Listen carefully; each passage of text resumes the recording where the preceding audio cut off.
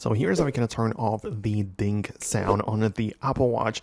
Let me show you how it works. If you're new here, subscribe so you don't miss tutorials and videos like this. So when it comes to like general sound management of the Apple Watch, just go to the control center like that and enable the silent mode, right? So if you want to, you can make sure no sound coming out of the Apple Watch, right? So that is something you can do.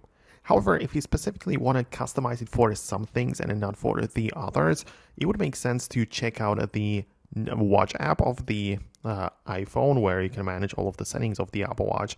And I would go directly to notifications.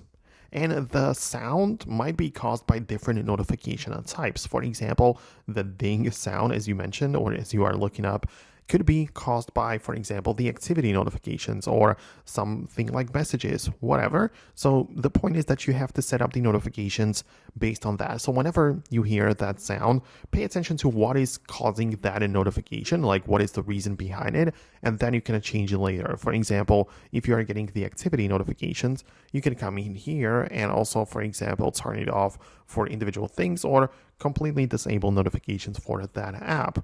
Or if you are getting messages, you can go to the messages section and turn off these sounds specifically if you want to or prefer it that way. So as I say, it kind of depends on what is causing that thing to begin with, but yeah, I hopefully helped you out at least a little bit, and let me know what you think below. Subscribe for upcoming tutorials and videos like this, and I'll see you in the next tutorials. Thanks a lot, and I'll talk to you soon.